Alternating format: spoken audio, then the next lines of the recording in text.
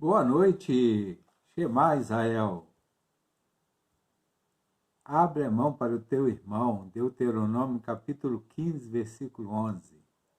Lema do mês da Bíblia de 2020. O Deuteronômio é o tema. Nós vamos continuar uma reflexão sobre algo interessante, uma obra de caridade que é a esmola. A palavra esmola, de origem latina, tem suas raízes no grego e significa compaixão. E aí, compadecer pode ser compreendido como sofrer com, ou seja, compreender o que o meu próximo está sofrendo e procurar remediar tal sofrimento com a minha ajuda, não só econômica, mas, sobretudo, de solidariedade, de acompanhamento. No início da conversa sobre este tema, eu falei de algumas experiências que eu pude presenciar, como, por exemplo, quando eu estive em Salvador, na Bahia, fazendo um trabalho para Dom Luciano Mendes de Almeida. Então eu pude visitar os alagados e também pude visitar o Henri, que morava numa comunidade formada por ele só de mendigos. Mendigos é a palavra forte, né? Mas de pessoas em situação de rua. E essas pessoas, então, viviam ali na pequena comunidade e tinham regras entre eles. Uma regra que o Henri colocou é que lá dentro da comunidade eles não poderiam usar nem álcool, nem droga. Mas vamos trabalhar um pouco essa questão.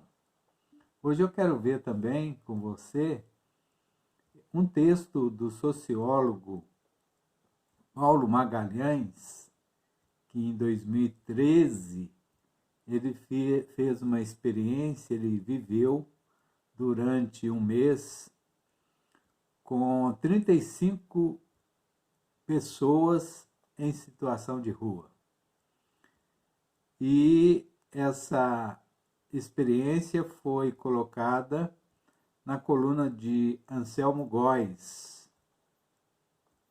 E aí, nessa entrevista para o jornal Globo, a resposta, a repórter Catarina Uredi fez algumas perguntas para ele. Primeiro, como é que surgiu o projeto? Esse negócio de morar na rua com as pessoas em situação de rua. Aí ele contou que foi uma questão da prefeitura lá do Rio, que então pediu que se fizesse 3 coisas para a empresa que ele trabalhava. Uma contagem da população de rua, uma pesquisa qualitativa que pudesse aprofundar algumas questões e uma pesquisa que desse um perfil geral das pessoas em situação de rua. E aí ele quis, então, experimentar, conviver com essas pessoas.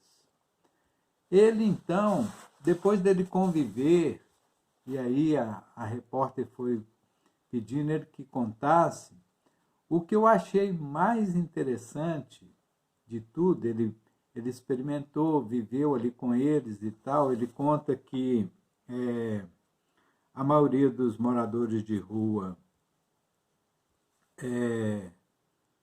o maior problema deles é a questão da alimentação, evidentemente, né? Mas eles têm a solidariedade de muitos donos de restaurantes, muitas pessoas, e ele conta aqui que a pior alimentação que ele fazendo um trabalho para a prefeitura, ele conta que a pior alimentação que as pessoas em situação de rua têm é justamente nos abrigos da prefeitura. E uma coisa que ele conta é que no final ele fala assim: estou totalmente convencido de que é preciso trabalhar o grupo, porque as pessoas em situação social acabam formando um grupo, até mesmo uma família, de acordo com o envolvimento deles. E aí ele fala, a questão não é individual, é grupal.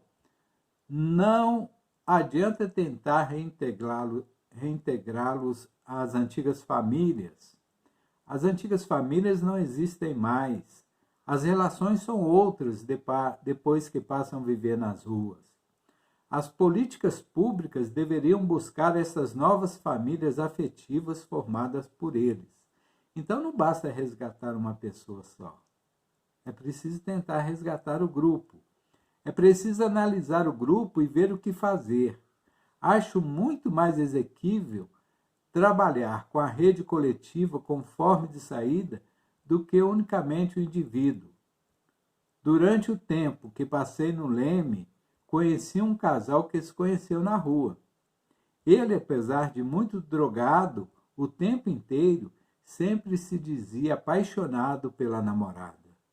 Ela, mais lúcida, dizia que eles queriam casar e ter um filho. Como separar esses dois? Não dá.